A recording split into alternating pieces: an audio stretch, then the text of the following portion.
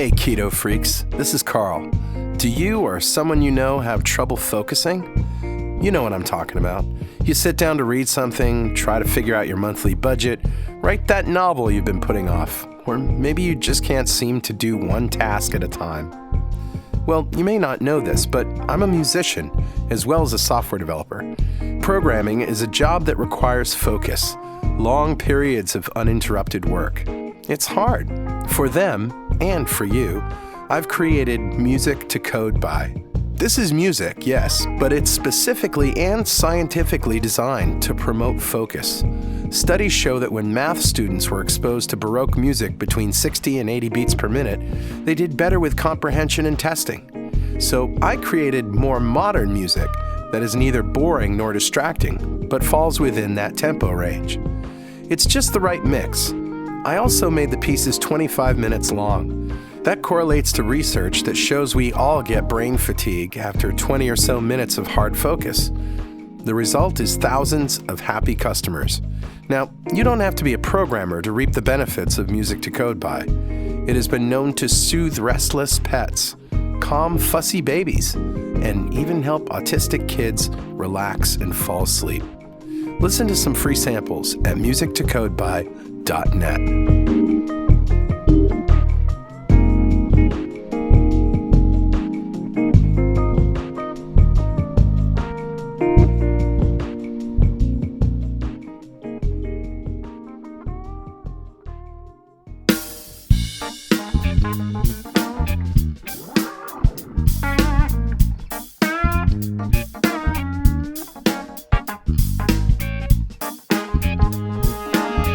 Welcome back to Two Keto Dudes. This is Carl Franklin from Connecticut in the United States. And in February of 2016, I put myself on a ketogenic diet to take control of my metabolism. In just 60 days, I managed to reverse all of the markers of type 2 diabetes that I had just with diet alone. Yeah, hi, I'm Richard Morris in Canberra, Australia. I've been on a ketogenic diet since April of 2014, so that's 2 years. And when I started, I was very sick with complications from type 2 diabetes. And within 6 months of starting a ketogenic diet, all of my biomarkers of disease had disappeared.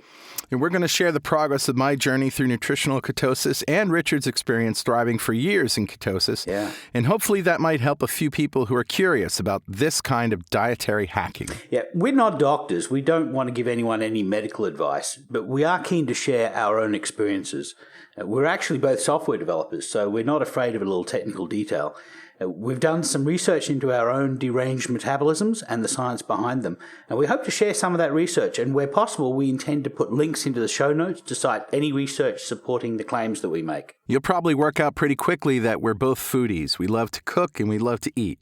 We're also going to share some of the great food that we eat on this diet, and every episode we share a recipe for an essential keto meal that we eat regularly. So, Richard, let's start podcast number 12, Yes. The Cancer Show.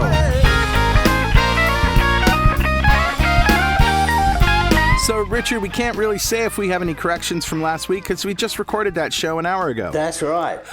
So let's assume that we've made some mistakes, and we'll put them in the show notes if we've got any. We'll just apologize right now. Yeah, we'll apologize sorry. just in case. Sorry. I want to do a podcast where I'm just apologizing for the previous podcast.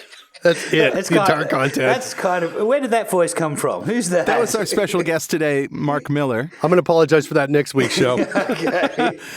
Mark is actually one of the reasons why I'm doing this ketogenic diet. In fact, he and his wife are the reason why I took it up again, but we'll get into that. First of all, let's recap. What is a ketogenic diet? Sure. Richard? Well, a ketogenic diet is to restrict all dietary carbohydrates and get enough protein to maintain your lean body mass and get all of your energy from fat. Whether it's the fat you eat on your plate or the fat from the Krispy Kreme you ate a decade ago. That's right. So as I said, we were recording these shows back to back last week and this week, so we don't really know how we're going yet, and I guess that means we ought to get right to mail. We're justified and we don't need no alibi. Mail.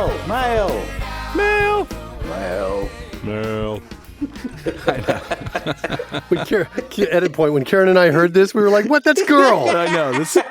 Come Come on. You give me that strap for creativity, Carl. So now this is the second time we've talked about Girl and Mondays. So we're going to just have to say this is a not safe for work, actually not safe for humans podcast that Mark Miller, his wife, and I do along with Richard Campbell, who is the co-host of .NET Rocks, another podcast that I do. And we don't do it as often as we'd like to, but we have some really funny out there shows, and that's at mondays.pwop.com. Just remember, it's not for kids. Sorry about that. So this is an email that we got from Gary Armstrong on April 18th, and he says, "Yo, dudes, I just wanted to say that it was your show that got me to try a ketogenic diet. I love to know how things work, so when you two dudes got into the science of how the body works, I was hooked. I thought the concept of fasting was interesting also.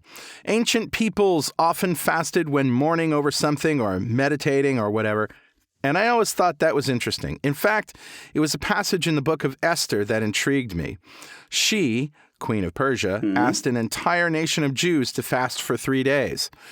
Asking a few people to fast is one thing, but thousands of people spread out over an empire? That's quite a commitment. Yeah, that seemed doomed to fail. I'd always heard of Catholics who can't seem to actually fast during Lent and Muslims who can't seem to fast during Ramadan. They usually fail or do a limited fast like avoid chocolate or something. After your explanation of how insulin levels make fasting extremely difficult and how our modern diet of insulin-happy, sugar-rich, carbohydrate-laden foods make insulin spikes a part of daily life, it made so much more sense. And when you explained how fasting gives you mental clarity as your body produces ketones that help the brain, it started to really make sense as to why fasting was a common practice. Anyway, enough of that aside. My favorite show so far has to be the insulin show. That was the light bulb show. I thought I knew how the process works, but somehow didn't realize that insulin also blocks fat from being consumed. Not only that, but that's actually what it's supposed to do. Yeah. After all, the biggest priority for your body is reducing the glucose level. After all, too much unprocessed sugar in your blood has a nasty habit of making you dead. Too much fat doesn't have nearly as dramatic an effect. No.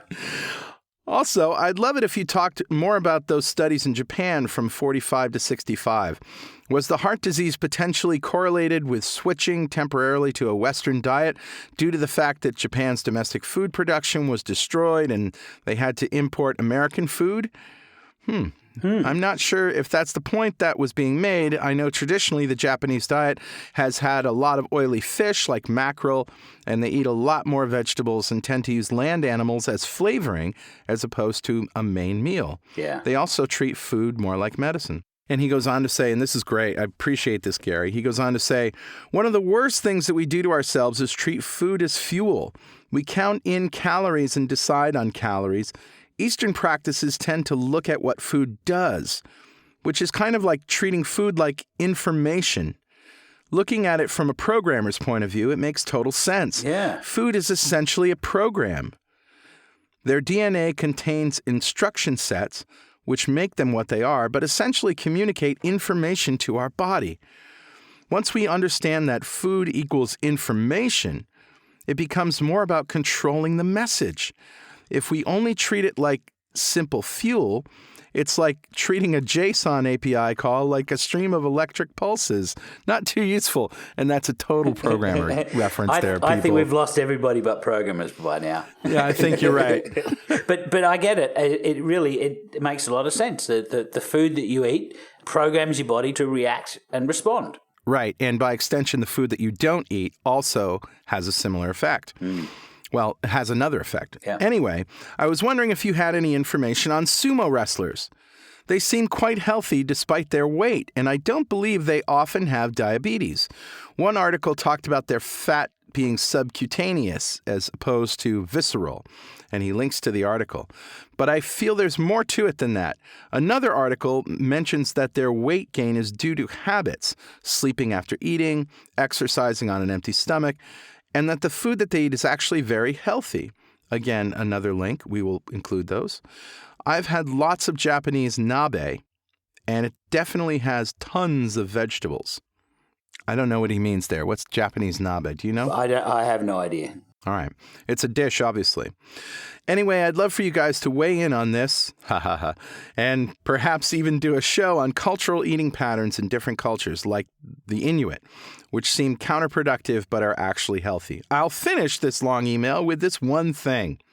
I was 80 kilograms a few weeks ago. After following many of the keto principles, I lost 5 kilos. All on my waistline in 3 weeks. More importantly, I don't feel hungry, don't crave sugars, and feel more energized each day. It feels more like I can hear my body talking to me, and I'm making better choices in food. Thanks for reading to the end, dudes. Gary Armstrong. Yeah, thanks, Gary. That's awesome. Wow. I think it's. I would love to do a show on ritual eating patterns and certainly about fasting from a religious perspective, because one of the things that happened was that when we invented agriculture, the people who kept the knowledge of how to make this food was the priesthood. Right. And so we have things like this, the wheat being the staff of life, and the give us our daily bread, and all of these. Right. The bread is very, in fact, it's part of the Eucharist for the Catholic religion, and so it's all the concept of eating carbohydrates is all bound up in this religious practice, as is the concept of dieting, which makes it cultural. Yeah, very much. Which so. makes it cultural. So it's very hard to get rid of that. Yeah, absolutely.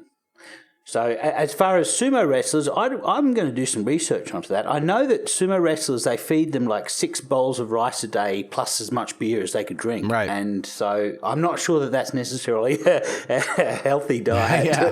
But that's very similar to the diet that they feed Wagyu beef as well. Right. And look at Wagyu beef, and it's like meat flavored fat. It's delicious. It's delicious. But yes. So there is something to the idea that you can be overweight and healthy at the same time. And very much so. There was a study that I just saw, and I'll have to link to it somewhere, that shows a difference between people who have fat on their butt, big butts, but small waists, and then the people that have visceral fat. So there is something to that. I'm just not sure that sumo wrestlers fall into that category, or why, for that matter. But we'll do some more digging. Thanks, Gary. Yeah, definitely. All right. So we have a special guest, Mark Miller. He is here. I'm going to let him tell the story of how he came to the ketogenic diet. I just want to say right at the outset that we are not doctors. We are not giving anybody medical advice, and we certainly aren't saying that the ketogenic diet cures cancer. We have read some research, which we'll share, that does show that eating ketogenic shrinks tumors in mice. And it's also been, studies have been done with people as well. That said, welcome, Mark, and tell us your story. Thanks, Carl. In November of 2015, just a few days before the American holiday of Thanksgiving, I was diagnosed with prostate cancer. And it was a bit of a surprise. It was after a tough year for my wife and I already. We'd gone through a whole bunch of stressful items. I remember I found like a survey online that said, answer these questions, and to figure out what your life expectancy is, if these things happen to you. And it had like 11 questions. And out of the 11, I think we had 8 that had happened to us in the prior year of events that we were balancing and dealing with, right? So it's like, wow, definitely it got my attention. I was like, we got to calm ourselves down. And then the cancer diagnosis came in. And I kind of went into a little mini depression. I'm on the autistic spectrum, so I tend not to be, mired by emotional weight. However, for about 9 days, I was kind of a little bit despondent. I was trying to figure things out. I was, telling myself things like, I gotta stop saying no to the kids when they ask to play and when they ask to have, fun, that sort of thing. And then I got myself out of the depression, and I started doing research. And one of the things I stumbled upon was a study by a doctor at the University of Southern Florida, whose name is Dominic D'Agostino, I think, and He did a study in 2013 where he had some mice, and he injected them with metastatic cancer. And he had a control group that he fed a high carbohydrate diet, and another group that he fed essentially the ketogenic diet. And then he had one more group that he did the ketogenic diet plus hyperbaric oxygen therapy, or HBOT. Which is interesting all in and of itself, but we'll talk about that in a minute. Yeah. So at the end of his 2013 study, he found that the mice on the ketogenic diet lived about 53% longer. Wow. So if the lifespan for the mouse with metastatic cancer was normally 100 days, they'd get 153 days if they were on the ketogenic diet. Ketogenic diet plus hyperbaric oxygen therapy gave the mice about another 77%. Another 77 or 77 total? Sorry, 177% life expectancy. So they essentially, so to be clear, if you were on ketogenic diet alone, if you added hyperbaric oxygen therapy, you could take your additional life expectancy and increase that again by half of what you've already increased it. Wow. You know, I started that by saying to be clear, and I realized maybe that's not as clear as it is. Maybe a clearer way of saying it is, if you normally have 100 days as a mouse with metastatic cancer, if you do hyperbaric oxygen therapy plus the ketogenic diet, you get 177 days. Right. Sure. Okay. So what is this hyperbaric thing you talk about? So hyperbaric oxygen therapy is you're in a chamber. The pressure goes up to somewhere between 1.3 atmospheres and 2.0 atmospheres. So it's essentially goes up to double. The oxygen concentration goes up to about 100% or close to that. And you're in that for a couple times a week, about an hour or something along those lines. And you went out and bought one. I did. I bought a hyperbaric oxygen chamber so that I could have that and have that at home. Because if you go out and have these, go to these sessions, they're about $100 a session. And I had also done research independently of this before this. So I'm on the autistic spectrum, and my son is also on the autistic spectrum, and I had done research that led me to hyperbaric oxygen therapy, or HBOT, as a remarkable kind of I don't know if I want to call it a cure, but of something that drops the markers, the indicators for autistic spectrum. So, for example, if you're on the autistic spectrum, you like to isolate. For example, that's one of the indicators. Wow. You like to. They tend to isolate. They have a sensitivity to loud noises. Difficulty focusing is another one. And so during the tests, or during the test with hyperbaric oxygen therapy, what they found was folks with autism would drop across the board in all of these markers. They wouldn't go away. Wow. But in terms of the ratings that the parents would give and also that the doctors would give is, let's say it's on a scale of 1 to 10 and you scored like an average of 7 on several of these indicators, those would drop down to about 4s instead of 7s. And so I'd already done research, and I was considering getting an hyperbaric oxygen therapy chamber for my son, and possibly also for myself as well. But then when the diagnosis came in, and I also saw the secondary link to it, I said, okay, I'm going to get one of these And it looks chambers. like a kind of a long, thin bathtub, right? Yeah, they come in different sizes and shapes, but the cheapest ones you can get. So here's the thing. If you want to get the medical grade ones, those are going to run you $100,000 used. Maybe, maybe $70,000 used. Wow. And those can go up to 2 atmospheres and deliver 100% oxygen. But I really do not recommend anybody doing that without a doctor. Yeah, it's crazy. Money. Because, well, yeah, there's a couple things. One is crazy money. 2 is that's a lot of oxygen at high pressure. Yeah. If anything goes wrong inside of that chamber, you can't get out quickly. Yeah. Okay. So the other alternative are these vinyl. They're kind of like a reinforced vinyl soft chamber. And they go up to about 1.3 atmospheres in the United States, and outside the United States, you can get some that go up to 1.5 atmospheres. And that's what I have. I have one that goes to 1.3 atmospheres. I had done research that I had extended the research out to with regard to the cancer, and I basically concluded for myself that 1.3 atmospheres was going to be okay. I was going to augment that with oxygen. So when you buy these chambers in the United States, you essentially need a prescription for them. And also with regards to the oxygen, you need a prescription for that too. And the thing that's tricky about this whole thing is that if you want to get an oxygen concentrator to use with this, you need the prescription to to deliver essentially 10 liters per minute. You need a lot of oxygen. And most doctors are going to be like, "What? That doesn't feel right.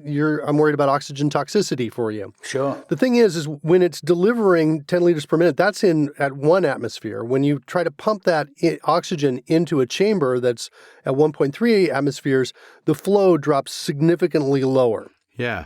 So it's not that dangerous. However, so these are some precautions that I use. One is when I'm in the chamber, no electronics, essentially all cotton.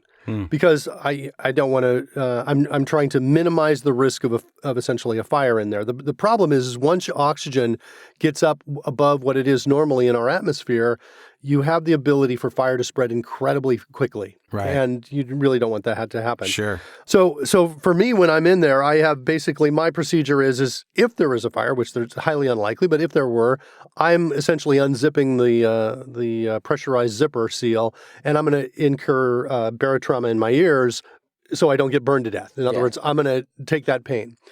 So that's what I did in response. But there's one other study that I looked at too.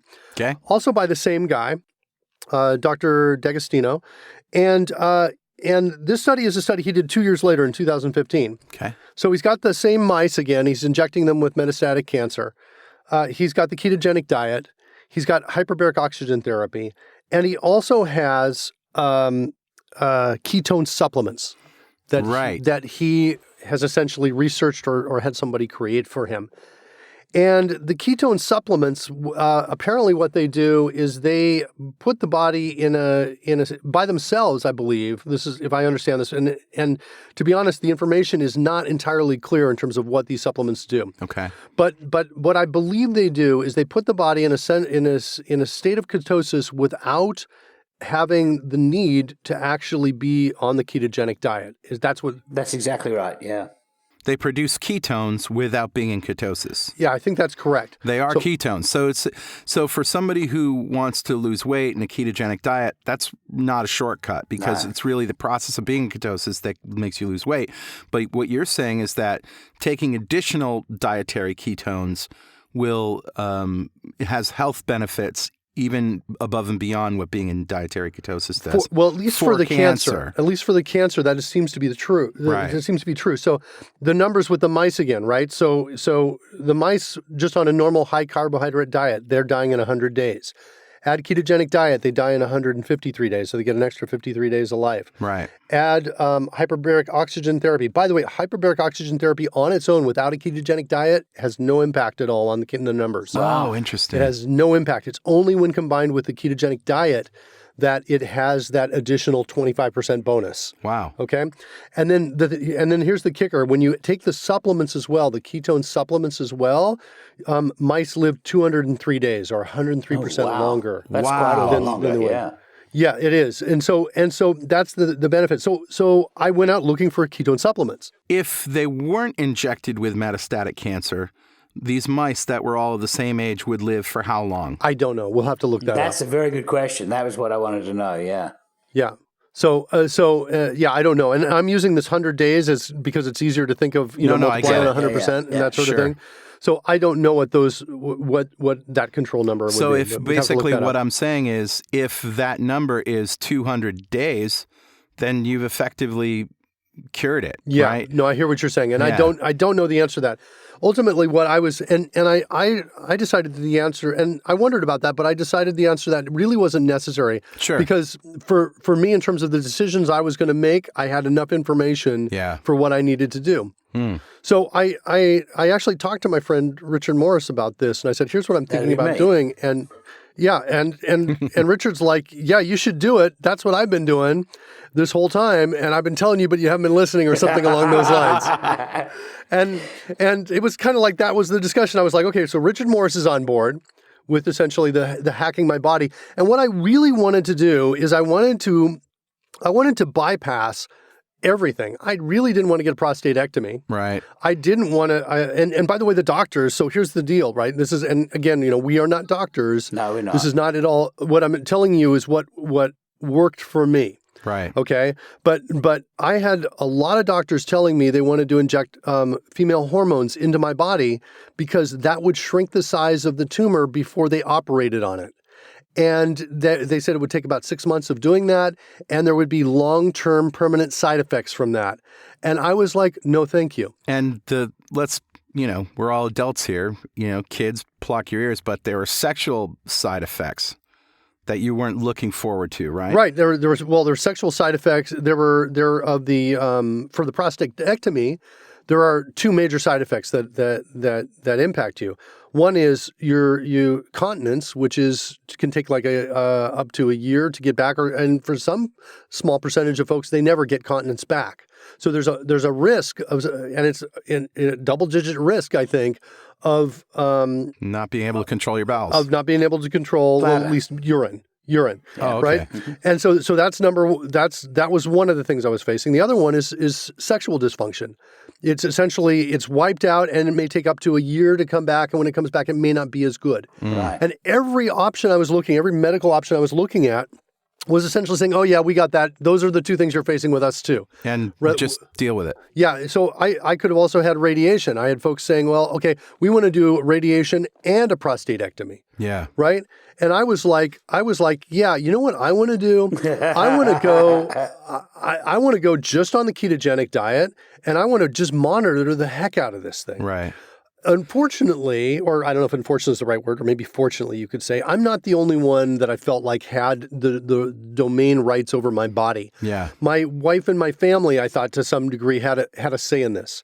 And from my wife's perspective, she wanted the thing removed as soon as possible. Right. So, and I was in her camp too. I was like, so dude, was I. go under the knife. You don't want to mess around with this. So I was like, and what I wanted to do is I want to say, look, I want to wait till April. I want to go on the ketogenic diet till April. I want to monitor the heck out of this thing. I want to get MRIs. I want to get right in there and see how big it is. Right. So what you really wanted to do was see that it wasn't spreading, and and see if it was shrinking. Yeah. And if it was shrinking and it wasn't spreading, you wanted to just continue the course. Right. The problem was so here's the thing. Prostate cancer grows pretty slowly. Right. So had this been pretty small, I could have done that plan no problem. Right. Had we caught this earlier. The problem is that I was at essentially, I think what they call stage. I think there was, I'm not sure if stage is the right word, but they have three groups. Intermediate is the group I was in. Intermediate's got a wide range of acceptable locations, and I was on the far right side of that, right next to danger, to the operate now group. Okay. And they said, yeah, you basically have 4 months. I wouldn't give it any more than that before we need to take that out. That's what the doctors were saying. Okay. So I was like, so I said, okay, we'll go ahead and take it out, but I'm still going to be on the ketogenic diet because I'm seeing evidence that shows it slows the growth rate. Right. The doctor was like, we want to cut the nerves. So the deal is this. So the cancer is very close. So in the prostate, there are two nerves that run down into the penis that basically provide your all your data on what's happening down there. It's your sensitivity, right? Got it. And he's like, I want to cut one of those nerves going down there. And I read the studies that getting sexual function back, if you cut one of those nerves, is much harder. It drops to like 50% or something like that. Yeah. If one of those nerves is cut. If both are cut, your chance of getting sexual function back is even lower. Oh. And by the way, the 50% is like my memory. I'm not exactly recalling that for Okay. if that's 100% true. So you might want to fact check that if you're listening and you want to see what the real numbers are. At any rate, he's like, we want to cut one of those because it's pretty close to it. And I said, and I actually scheduled an MRI the day before my surgery. Yeah. And had them come back and they said, yeah, it looks like it's not touching the nerve. And I said, I don't want to take it out. And he goes, I want to take it out because of, he doesn't want me coming back in 5 years with cancer again. And I said, that's my choice. That's my risk. I want to take it. Don't cut it. So he doesn't cut the nerve. Good. We go under, we do the surgery. And a week later, the biopsy comes back. So they take out the prostate and they do a biopsy around the entire outer shell of the prostate to see if there's any detectable. Yeah, they're going to look at the margins to see how far that it's ingressed into the area that they cut out. Yeah, they want to see if it's escaped out into your body, essentially, is what they're testing for. And we go back in and he says it apparently has not escaped. And so everything we did was the right decision. So Awesome. I didn't go with the female hormones. I did not go with radiation. I didn't do any of this stuff that was going to mess with my body. I simply had the thing removed. Now, the good news is for me is I had essentially achieved continence the day of the surgery. Wow. They gave me an adult diaper. I wore that for the night 1 and night 2. And then I realized I wasn't needing that.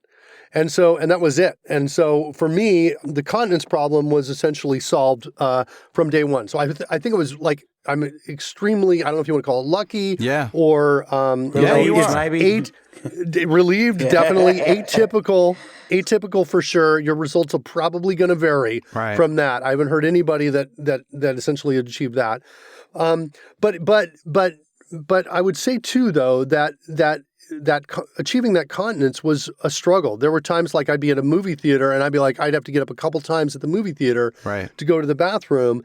And now I'm at a point where it's pretty much undetectable from how it was before the surgery. Wow. So we're about 3-4 months after, I think we're 3 months after the surgery is where we are now. That's outstanding recovery. And what about the other side effects, the sexual side effects? So sexual dysfunction, that hit hard and was pretty depressing for about 3 months. Yeah. To the point that I was like, I am going to, insert a robot into my body to fix this problem.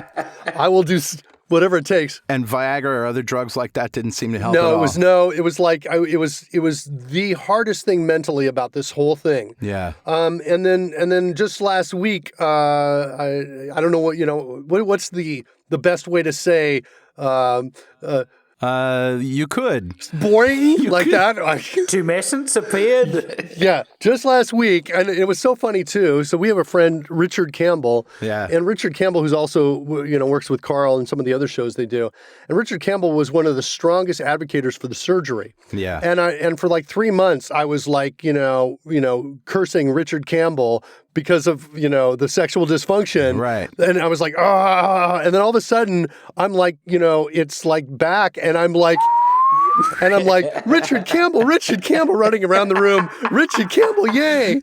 So it was. And saying some other things that we can't repeat on this family show. Anyway, yeah, it's a family show. So anyway, so that appears to be back. Or at least, my hope is that it's, I guess, pun intended, growing. It's going to be a better it's going to be an improved feature, and improving. So I'm feeling pretty good about that. That's not bad. So when do you go back to test again to see if it came back? So this is speculation. I'm not an expert. This is what I believe is true. Okay. That when they do the test around the outside, they can only test.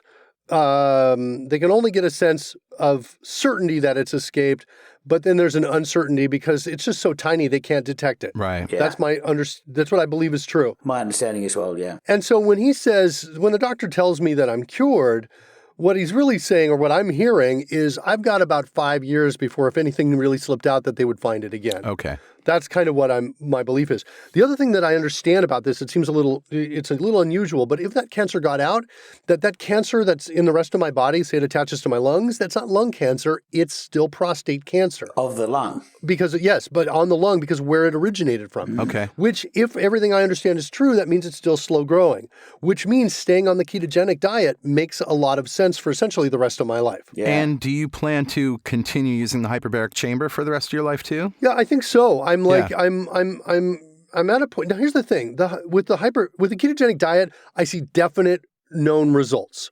Right, I experience an increase in mental acuity. Yeah, absolutely. Which for me is somebody who uses his brain to write code. Right. I am writing code at a higher level of complexity and greater depth than I ever have been. Wow. Or maybe not ever have been, but than I have been in the last 20 years. Wow. In other words, I'm at the level of mental acuity that I was about 20 years ago.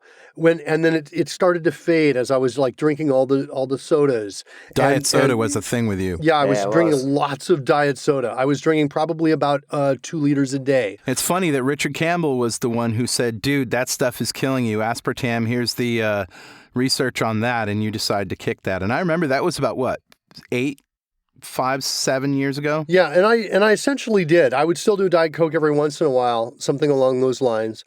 But yeah, there was that. But there was. But the thing is my body was running on carbs. Yeah. And when my body was running on carbs, the problem is that my brain was getting foggy. Yeah. And its ability to concentrate, to hold huge amounts of detail at once, and to design was diminishing. Yeah. And as a result, instead of writing code, I was managing people who were writing code and just I was making good decisions in terms of where we should go, but they were simple decisions that didn't require a lot of concentration. Yeah. And now I've just like, if you look at I'm so prolific now with regards to the amount of code that I'm writing. I'm back in again. That's so great. I'm writing stuff that normally would scare developers to write, where developers would be like, yeah, I don't want to be on that team to do that thing because that's too complex, but I'm doing it single-handedly and I'm doing it a relatively effective job as measured by the test cases I'm creating and the quality of the code that I'm putting in. So I went to visit Mark and Karen. Karen is his wife.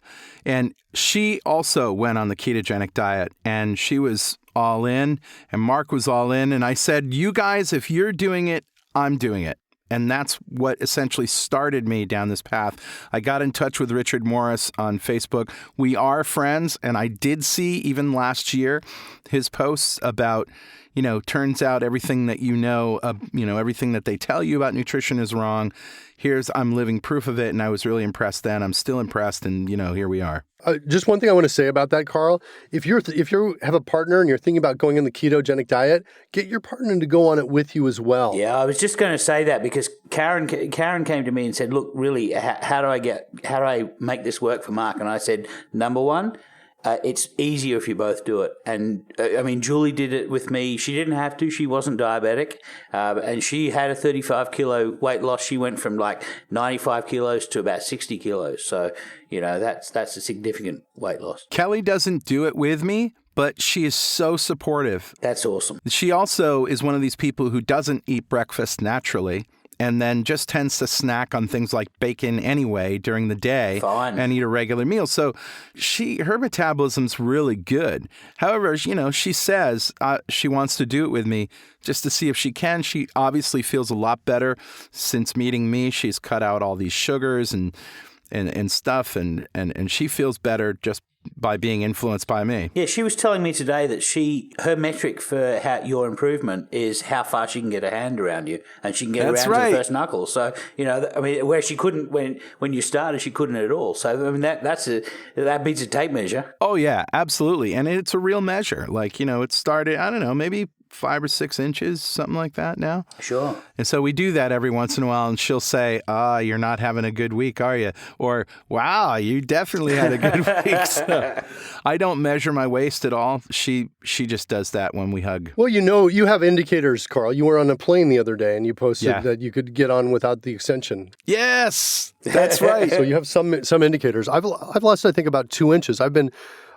My belt was already on its tightest buckle hole when I started this. And so I've been taking out the awl and cutting new holes in it as I've been going through the diet. You know what I found works really well? A power drill. Okay.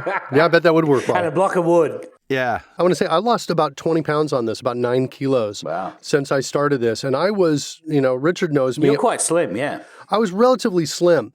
Now, I was gaining some in my stomach. My carb intake, I'd say was probably about 400, something like that, around 400 grams a day. Grams a day is what I think I was probably at. I was having large hot chocolates every morning at Starbucks, for example. And I was having a lot of carbs when I started this.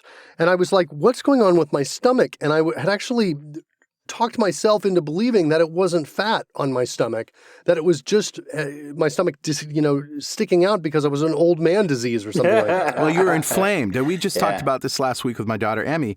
You have inflammation when you have that many carbs. And then just by cutting them out, everything sort of shrinks. Yeah. Yeah. So, and then Karen had been struggling with losing weight for about good 2 years. Right. She was exercising like crazy, limiting her calorie intake. Which doesn't help. Exercise, you can't outrun a bad diet. Mm. And she was looking like she was hit by a truck. Yeah. And when we started this, Karen and I started this on I think the same day. Yeah. We'd been doing it for about 4 days or something like that. We went to we separated. I was on a business trip, and on about the day before I came back, that mental acuity hit. Her? No, it hit me. Oh. Right? And I was like, whoa, what is this? Right. And I was like, my awareness of space and It's time. like being on octane, isn't it? Yeah. It's just like your energy, your fuel system just changed up to pure octane. I was walking through my hotel room, moving towards to do a task, and I saw something on the table that was needed for a secondary task, and I'd reach and grab that as I was walking by. My awareness of space and time, right, my space around me and the time both behind me and in front of me was increasing. Right. And it happened on the day before I came back. I get back, and Karen is talking so fast as we're driving back from the airport. She's driving me back, and she's talking about how she has done all of these tasks in the last 2 days, and all of these things have been happening. She has so much energy, and we were just going back and forth so fast. And we've maybe slowed down a bit because we're calm and we're chill about the whole thing. Right. But we're both. That's the number one benefit for it. It's the reason why we're staying on it. I think is because we get every day we feel great about what we can do. And she looks great. I mean, you can obviously see her complexion's better, her skin is better, her weight is better. She just looks healthy. Yeah, she was. And the thing was, I want to say this, Carl. She was, for 2 years, she was working really hard to try to lose weight using all the traditional means to do that. Yeah. And she was not. She was gaining weight the whole time, even by restricting calories. Yeah. And it was killing her. Yeah. That's insane. And now she's lost 13 pounds. So instead of gaining weight these last 3 months, she's lost weight. Yeah. These last 3 months. She's fasted, I think, at least once during this time, and she. And this is the other thing that's very cool is you realize when you're fasting that I can do this. I my mood used to be directly impacted by whether I had carbs in my body recently or not. Me too. Yes. And if I didn't have them, I would be really upset and angry and non-functional. You're on the roller coaster. Literally, the more carbs you have, the bigger the swings in the roller coaster, and it just takes your brain out of whatever you're doing at that moment. Totally. Right. And so now I'm at a point where I'm like, okay, food's not available to me. That's okay. I can wait. I can burn the stuff I've got on me and I don't lose mental acuity during that time. Right. Yeah. Well, everybody seems to have the same experience here. Yeah. And that is you get, and I said last week, Mark, that when I talk to people about this and they say, yes, but I couldn't give up carbs, that feeling that they have, I can have a metaphor for it. I say, you have poison ivy. And what you're fearing is the fact that you'll not be able to scratch the itch because you like scratching the itch feels good. Sure. And you're afraid if you go on ketogenic, you won't be able to scratch it. But what about if you just lost the poison ivy? What if we take the poison ivy away? What if there's no itch? You can't imagine yourself that. And so people think, no, that's impossible. Also, there are substitute foods that you can eat that make up for the things you can't eat, and they're not bad. They're not bad, and it really only takes you about a month, maybe even less, of doing that for yourself and cooking a lot of extra stuff that fills that void. And like I say, man, after 4 or 5 weeks, I went on a fast. Everything changed, and I was done eating during the day and just one meal a day. The other thing that happened too, Karen told me this. So Karen is someone who craves sugar, right? You cannot put like a cupcake in front of her. And she went to a birthday party and was surrounded by sugar. And she said it was not a big deal. It was like she had no cravings at all while she was there. Right. And I think that's true. Yeah. And can I just say this? Because I want to say my top substitute foods on the keto diet that are good. So one of the things that's a staple for me is bacon. I love bacon, and I'll put 2 pans on. I'll cook the whole thing, a pound of bacon, and I'll make that. And whatever's left, I'll eat because the kids are like, Mark has always been. As long I've known him for 25 years, he's always been a bacon nut. Oh yeah, me too. There are legendary stories about me and bacon actually that go back. It's got to be crispy. That's true. So yeah, it does have to be crispy, right? So so bacon, of course, right? And one of the things I'll do on bacon, and this is like maybe sounds a little sick, but if you eat too much bacon, the salties kind of gets gross. Mm-hmm. But what I do so that I can eat a lot of bacon, because I'm very happy when I eat bacon, is I'll take cream cheese and spread it right on the bacon and eat it. I do it too. It totally mellows out the saltiness of it. Yep. And so I will do that. Cheese crisps. so you can make these. Carl introduced me to these. Is this the Asiago? Yeah. Yeah, and you can also buy them as well. So even wow. convenience stores will have just these cheese crisps that you can get there for like putting on salads. You can find them in the salad sections where they sell croutons sometimes. Those are a nice substitute. And then the other one that I do all the time is oopsie bread. Karen and I'm the guy who makes the oopsie bread. Oh, wow. We'll get that out, but we'll get like a stick of butter, and between the two of us, we'll both have about a quarter stick of butter spread on the oopsie bread. It's great. Fresh, hot out of the oven. Lovely. And it's kind of like a popover is what it has a consistency like a of. popover, right. And Carl, by the way, introduced me to some amazing pizza. That pizza recipe you got to share here if you haven't done that yet. Isn't that good? The fathead pizza. These recipes have all been shared on the show. So if you've heard the earlier shows, that's where you go. But those are they're life changers, right? They're like Definitely. you cook more. Better. Right? I reckon the fathead pizza base is better than a regular wheat flour pizza base. Especially if you get it to crispy, right? yeah. If In you terms get of that- taste, you mean? Yeah, it's as good. Yeah. Yeah, so it's those things right there are not bad. And then when I go out to eat, I'm just getting meat and salads and dressing and I'll do this too. I'll order an omelet and then I'll spread butter on the omelet so I make sure I get my fat. I say bring some extra butter when I order a steak, and they look at me like I'm crazy and I'm going to die. But it tastes great. And it's good for you. It's health food. If they bring meat to you and it's dry, just slap some butter on that. Yeah, definitely. Yeah, you're absolutely right. It's the way to go. So anyway, so that's how I am right now. I've been on the ketogenic diet since November. I'm about 5 months into it, I think. It's awesome. And I'm really enjoying what it's done to my brain. Really, This has been a great discussion. And again, we don't want to say that ketogenic diets cure cancer. That's obviously silly for us to say that, but it's good to hear your story, Mark. There's a tendency to think that every problem is a nail when you have a hammer, and the ketogenic diet does a lot of good things. It may or may not have an effect on cancer, and there are Thomas Seyfried and Dom D'Agostino are both, and a number of other researchers are all researching, doing studies on how this mechanism works. There's a proposed hypothesis for the mechanism, and that is basically that cancer is not a disease of necessarily a damaged DNA, but is a disease of damaged mitochondria, damaged energy production. That's what happens first, and then the reactive oxygen species that are spun off from the mitochondria going bad cause the DNA breakdown, and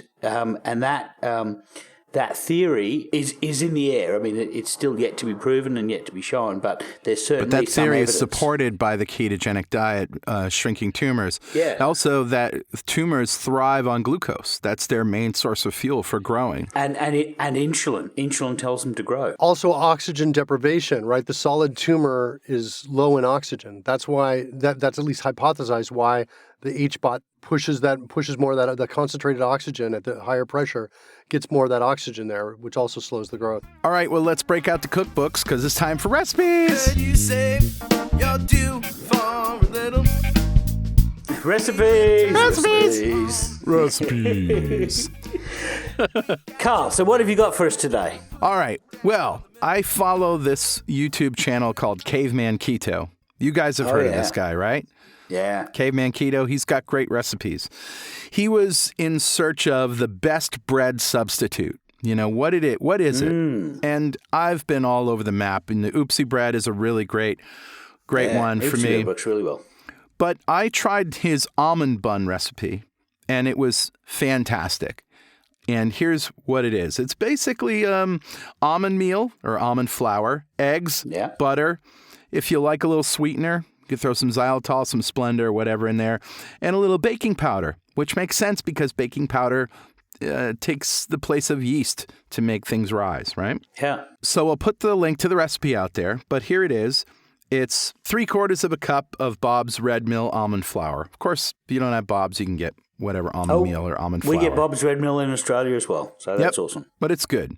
2 large eggs, 5 teaspoons of unsalted butter. I also use sometimes cream cheese instead of butter or both. Optional 1.5 teaspoons of Splenda or some sort of sweet thing. I find that I don't need that, but go ahead. and also 1.5 teaspoons of baking powder. So you combine the dry ingredients in a bowl, you whisk in the eggs, you melt the butter and add that. You divide it equally into 6 parts and place in a muffin top pan or equivalent. If you don't know what these are, you can get them on Amazon or whatever. They're just 6, looks like cupcake pans, but they're bigger and more shallow. So they're for muffin tops. This turns out to be perfect for these buns because they come out bun-shaped and flat on one side. Right? You bake them for 12 to 17 minutes at 350 degrees Fahrenheit, which varies by oven, so watch the first time. Let them cool. And I go the extra step of toasting them. So after they cool, and I mean you got to let them cool because you toast them when they're hot. What's the point, right? Let them cool, let them dry out a little bit. And then you put them in the toaster right before you're going to eat them. Oh, my God. Angels are singing. Yeah, great for burgers, bacon cheeseburgers, whatever.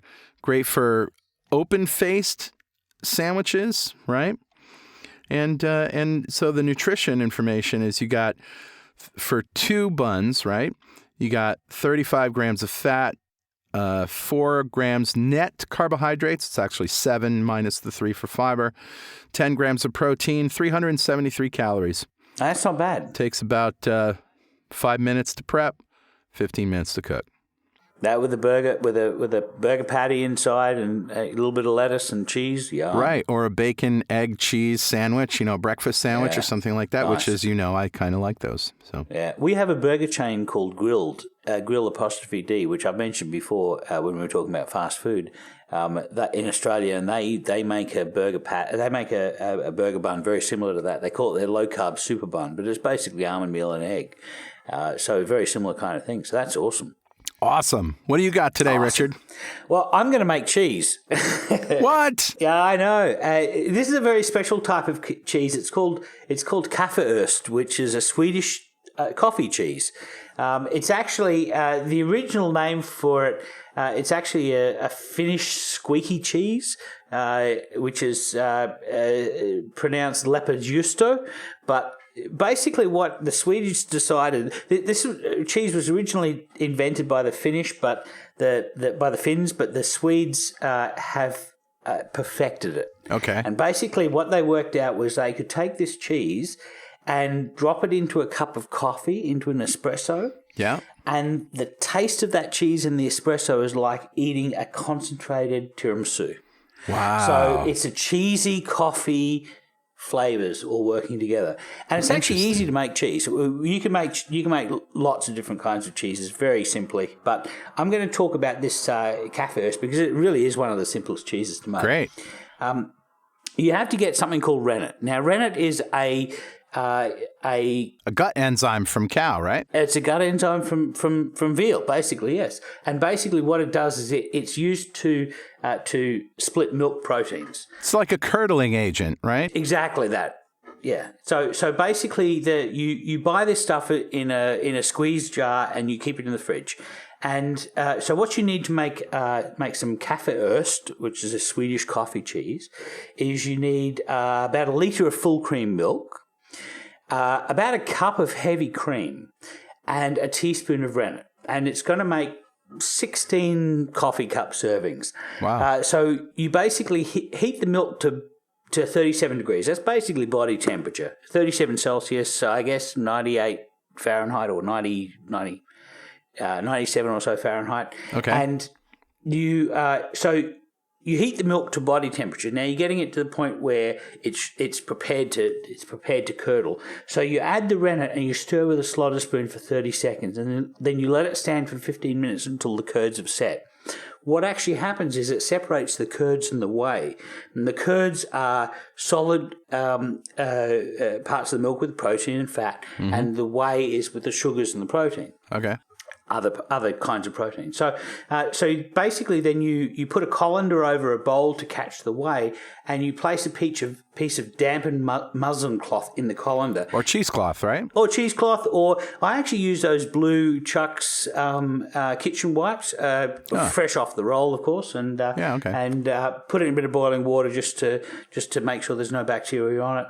Put it in the colander and toss it in, and then once you're done, you just throw it away. So you basically you've got the curds in the whey have separated, and you put them into the colander with the cheesecloth inside, and you put it into the fridge, and you let it sit in the cheesecloth, and the whey will slowly come out. So what you have left over is just the curds. Right. And so then what you do is you preheat your oven. Then you're going to cook them. And we're going to put it on a plate. We're going to preheat the oven to 200 Celsius. And we're going to pour the curds into an oven-proof dish about 15 centimeters in diameter and bake it in the oven for 40 minutes. So what you end up with is a disc. It's like a very flat pie of this cheese. And then you slice it. And it's fresh cheese, so you don't have to age it. Fresh cheese. You've just made it. Absolutely. And it's not cultured, so we're not letting a lactobacteria culture in it. It's fresh milk basically. So is it more like a fresh mozzarella or something? That's very similar to what it is. Yeah, it's kind of it has a bit of like a cheesy. It's got a cheesiness to it, which is quite nice, and certainly goes delicious with coffee. So yeah, you slice the wheel of cheese into 16 wedges, and you serve a wedge cut up into a good coffee. And I've got a link on the show notes to my blog, which shows you how to make it, and it shows you an example of how it looks. So it's delicious. Awesome, Richard. That's a show. Thank you, Mark. Yeah. Thank you, guys. Mark is munching on macadamia nuts as we speak. I bring them with me all the time. Awesome. Macadamia nuts are very keto. Thanks again, Mark. And we'll see you next time on Two Keto Dudes.